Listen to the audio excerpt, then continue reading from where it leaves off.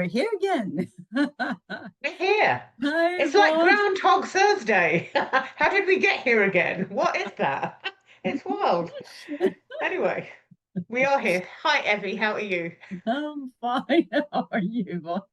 I'm good. I'm good. Buzzing today. I'm just Mm. buzzing today. Don't ask me why, because there's nothing specific. My just energy is like off the charts today. So that's a nice feeling. So I'm just going to pour that out Absolutely. there. Yeah, it's good. It's like what we were saying earlier. Like, it's one thing being on fire, is another thing being burned out. So please Yes, don't mix the both of them up. Yeah. But indeed. we are on fire. So many things that are happening behind the scenes. So many things Yes. in our minds. Yeah, I'm sure that this is what keeps this energy going, Yvonne, isn't it?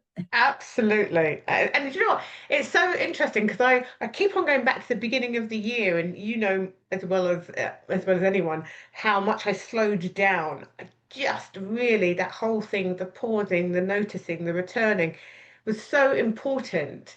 And it's just so what's lovely is just feeling this natural not and I don't want to say speed because there's no speed, there's no urgency, but just everything is just like this quiet build up that's coming and it just feels so good. I'm like, wow, it just goes to show the power of really slowing down, taking the foot off the pedal, really giving yourself space to breathe and to see what comes up as opposed to looking for things to do out here. What comes up. It's just a completely different thing. It's just been amazing. So yeah, so I'm buzzing today. So please forgive me if I am over the top buzzing today. Sometimes it's hard to contain the energy, but yeah, if you're here joining us, welcome to another week of Permission to Thrive Myth Busting. What are we fussing about today, Yvonne? So today we're myth busting the emotional labor myth, which is all very much about how, we as women tend to want to keep everything smooth and calm and, make sure that there's no rifts and, everything is just sorted. And of course that feeds very much into we'll get to the phrases in a minute, but that is very much about the controller.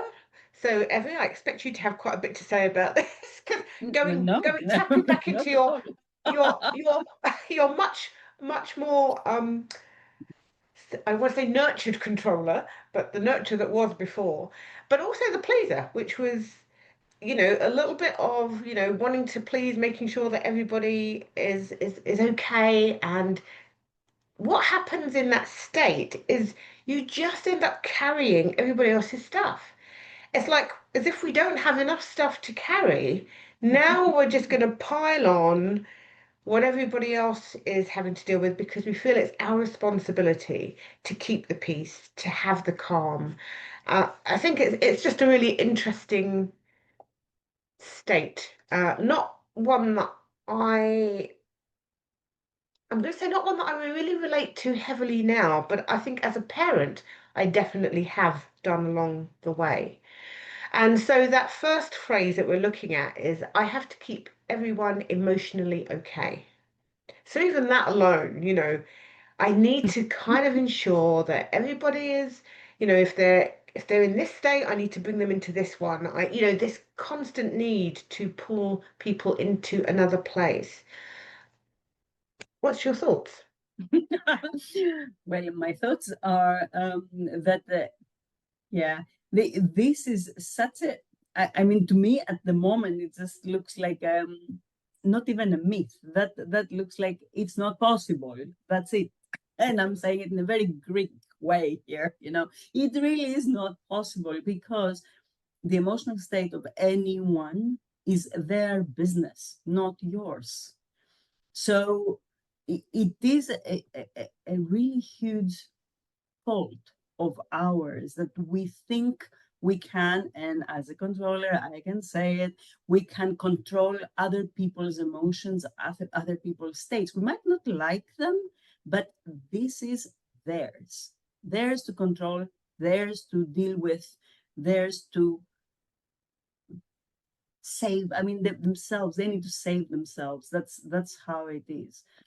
Now, there is this, suppose, thing that you can say that, yeah, but it's not about just their feelings, about creating the environment so they show up in a better state, or God knows what. It really can get very, very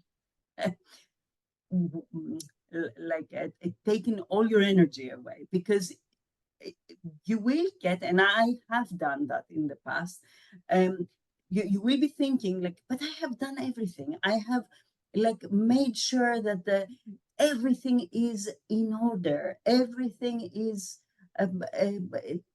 as they should have it. Anyone would feel um, grateful to have all these things that this person has, and they are not in the state that I want.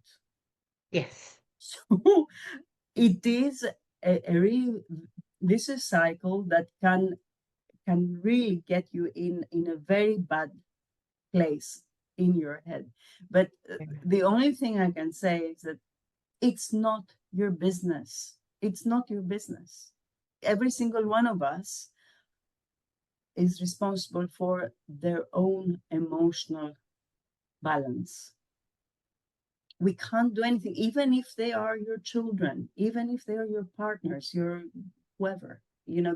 closest people to you. You might ache for them, but you can't necessarily get in their head and change it. Yeah. That's what I have to say. Yeah, and so true. I mean, you'd already said it. It's that taking responsibility for feelings that aren't yours. I mean, to be honest, we can barely cope with our own feelings a lot of the time, Oh, and yet we want to take control of somebody else's. How is that possible?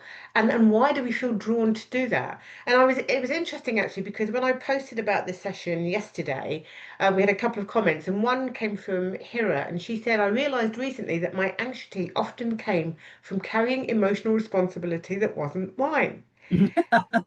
So that anxiousness, now she's having to carry something, a level of anxiousness, because she's trying to fix everybody else's emotional states. And, as you said, their states are not for us to fix. We can empathize, we can hold space for them to speak about the things that are going on for them and what they're feeling.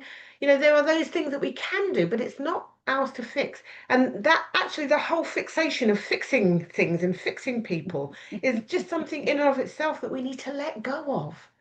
What are we fixing? No, let's learn to be with. And that's be with ourselves, be with them in the state that they are in. And actually, if anything, what is it that you need? What is it that you need from me? As opposed to thinking, I have a magic wand and I'm going to sort this all out by doing X, Y, and Z. And interesting, when you were speaking, I remember having a conversation with my son, and this was, gosh, when he was 17, so this was a really long time ago. And it was, mother and sons locking horns. It was that time. He was a teenager, and I was just frustrated. And we were locking horns, and he was going through a time when he really just didn't like me. And that was, I had to sit with that because I thought that was not something for me to fix. I had to just accept that where we were as mother and son was just, we just were not getting it in the right, we weren't getting into balance, we weren't harmonizing. And as challenging as that was for me, and as much as I wanted to be able to not only dictate to him because he's my son and I'm the mother, but I also wanted to change that feeling that he had. I knew that it wasn't mine to change. I knew it wasn't mine to change. So I had to step back and give him the space to figure out, and that took some time, but he did figure it out.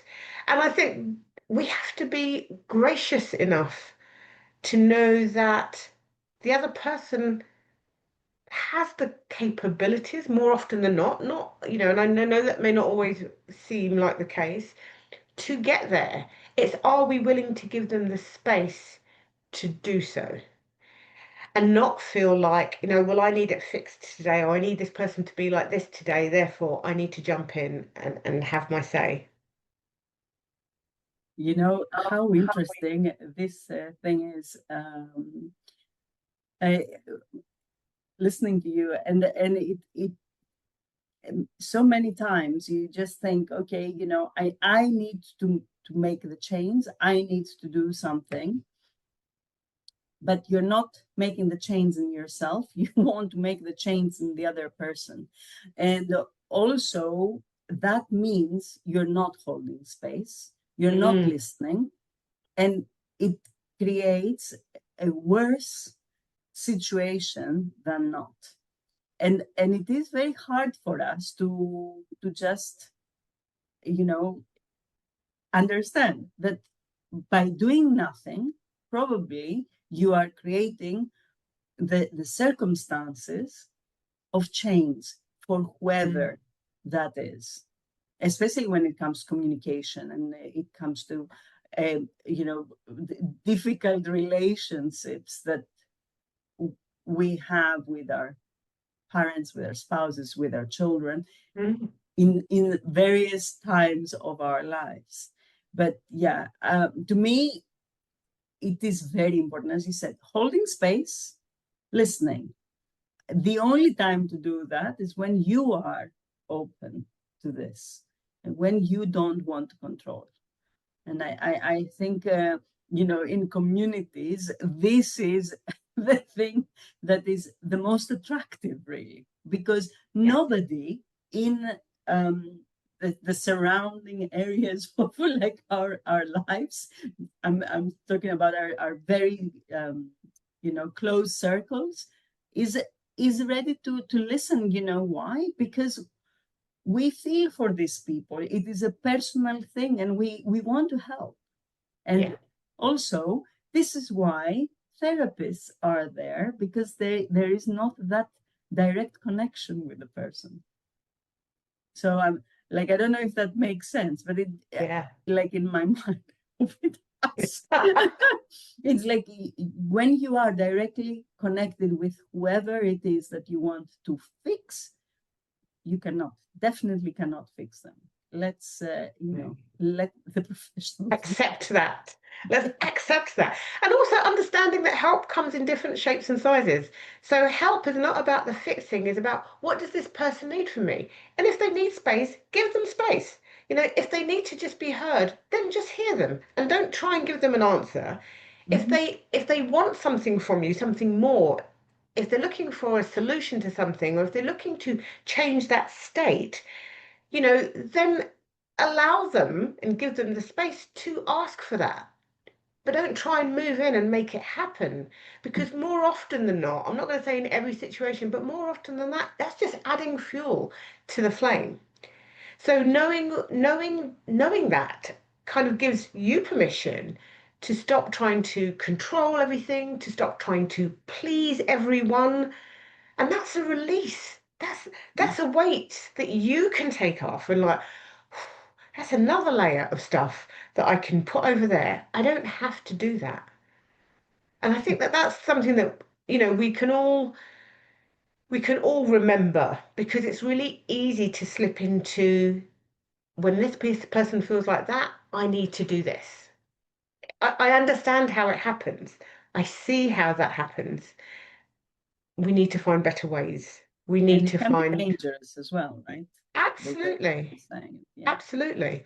And that takes us on to the next phrase, which is, if I don't smooth things over, there'll be conflict. Mm. Now, I always find this interesting because I always just think, well, what's wrong with conflict? And I say that because what's wrong with conflict? Depending on, whether we're talking aggressive or whether we're just talking being in conflict happens in communication. There's nothing wrong with it. It's just being able to respect other people's perspectives and thoughts and feelings without diminishing your own.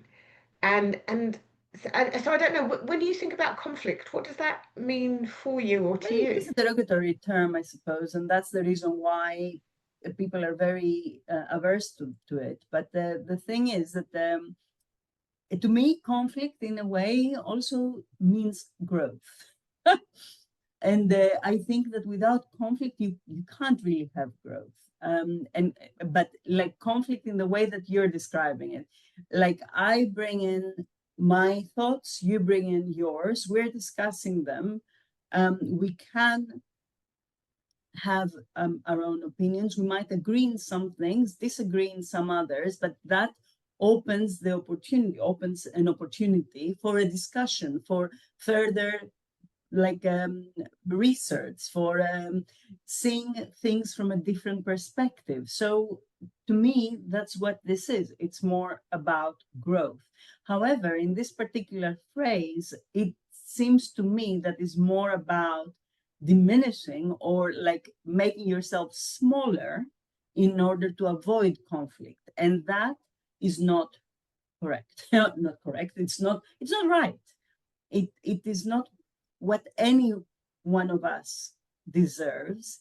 And I talked about something being dangerous earlier, but I mean in situations where you want to make yourself as small as possible so you are not the recipient of something violent.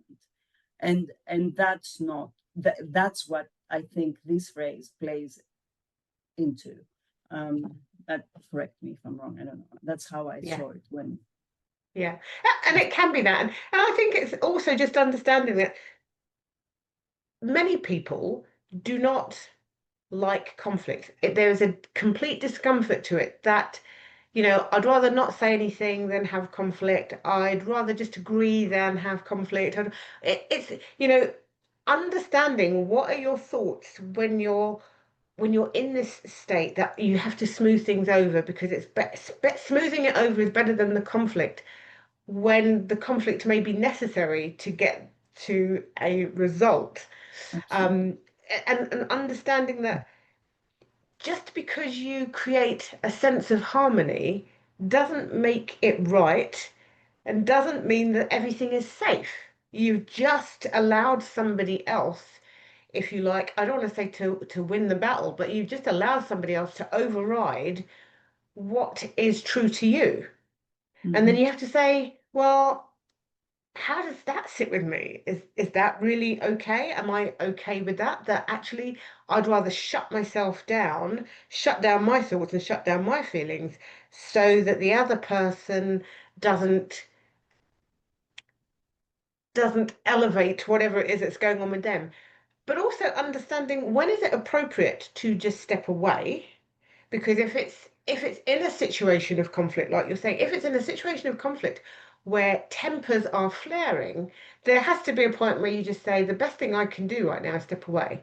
Not necessarily placate the other person, but I need to step away. And understanding, there are nuances to situations, and you have to keep yourself safe, Mm-hmm. 100%. But generally speaking, in the day to day, this kind of wanting to smother everybody with keeping them in a state of, as long as they're happy, then I'm happy, and all of this kind of stuff. You know, really? Is that your job, really?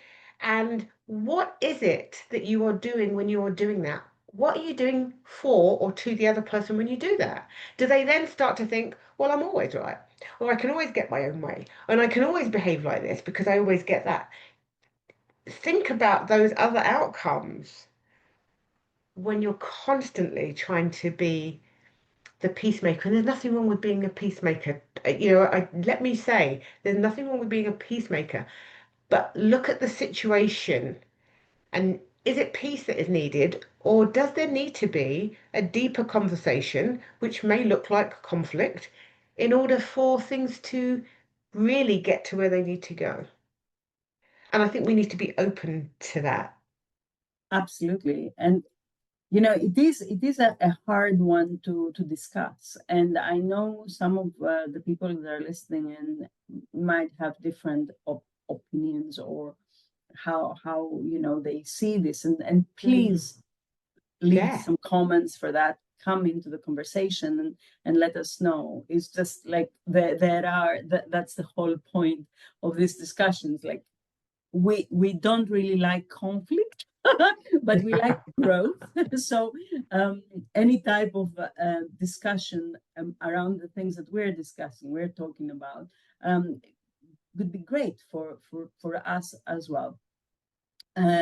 But yeah, I think that you are doing a disservice to anyone that you just agree with for the sake of agreeing with them. And especially if they are the children, that is even worse, because as you said, Yvonne, and I don't know if that's who you were referring to, but like if you are like the one that is constantly saying, how they are right with everything, they're doing everything they're saying, then there is no balance, and that's not how real life is. So we need to make sure that they understand that.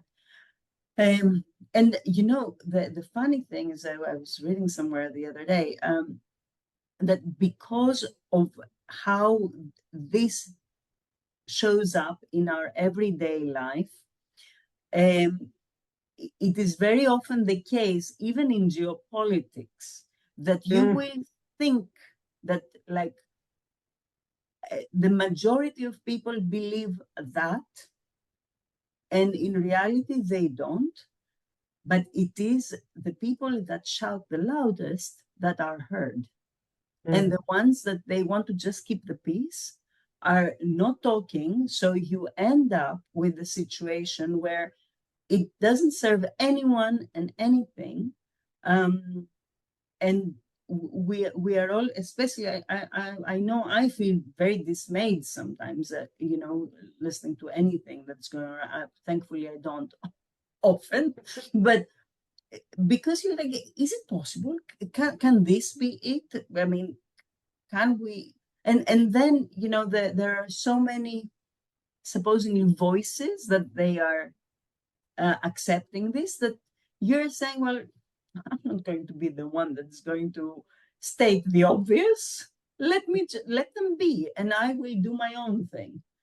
And that can be very harmful, even for like our cities, our towns, our countries, whatever. So it's not just on a personal level. Oh goodness, no. I mean, this ripples out into all conversations we have. And I think that it comes back to, healthy conflict, in my experience, is that it often leads to healthy relationships, healthier connections, better communication, and that we should not be afraid of that. That's an absolute positive. But also to remember that these phrases that we're sharing, these are patterns. It's like you started doing it many years ago, and it is just what you know. And it's not that you're doing it because you know that it's right or you think that it's right. It's a pattern that is within you that just keeps on replaying itself when certain situations arise. That's why we go on so much about awareness, actually being able to notice, not even about rushing to do anything about it, but to notice. Why is it when I find myself in this type of situation, I always end up doing this?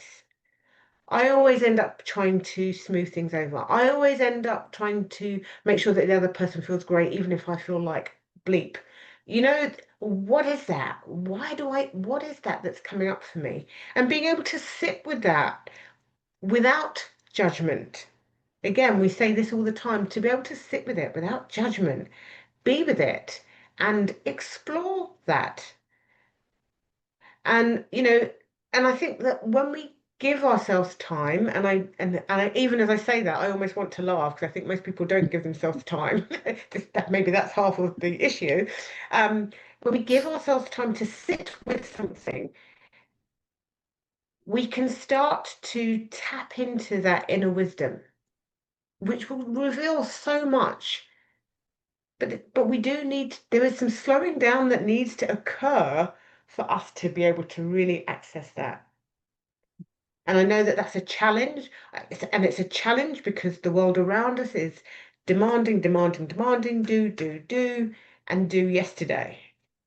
So that again feeds into, do I want to stay in that cycle, or am I willing to step out of that so that I can look at things and assess them and then go about making changes that actually better suit the person who I am and who I want to show up as and who I want to be. And also the person who I am right now. So I think it is very important to differentiate between who you are now and who you were, like last year or 10 years Yes. ago, because we often reprimand ourselves, and we are often like very critical of what decisions we made, what the way we showed up, like I don't know when, and it doesn't help. The only thing that can help is like to evaluate and grow and continue without, as you said, judgment, Yvonne. And we always say that. And I think that if you want to keep things safe, and if you want to have like an environment that is calm and as like sentiment moderated as possible, not only for you but for everybody else, the best thing is to understand the patterns, to even allow others to have their own patterns, and let them be and sit with them, and see, like the more you grow yourself, the more you're allowing for yourself to be observed by you. What did I say now? Anyway, yes, like the more you observe yourself, the better you're going to become in like picking those patterns and understanding them and seeing whether they are good for now or not. I mean, this, black and white, good and bad, and it constantly creates that sense of like, oh, how could I do this? And this is Yeah. bad. And what does it mean? Like, what does it mean? Just always think of that when something comes your way and you don't, it doesn't sit well with you. Just think, what does it mean? When did that started forming? Why? So there are a lot of things to ask ourselves, and this is like the ongoing internal work that we're doing, and we are all like in that process of bettering ourselves. So we are better today than we were yesterday. So let yesterday be. That's it. That's okay. Done. Yeah, and I think there's something for me that comes up around being accepting of the imperfect. Because, you know, when we're talking about emotional labor and the desire to try and fix everything about everyone so that there's all this calm and there's all this peace, um, if underneath all that calm and the peace there's other things boiling, what have we really fixed? Right, it's just a pot waiting to boil, and if it doesn't boil today, then it may just be on simmer and it will happen in a week's time or a month's time.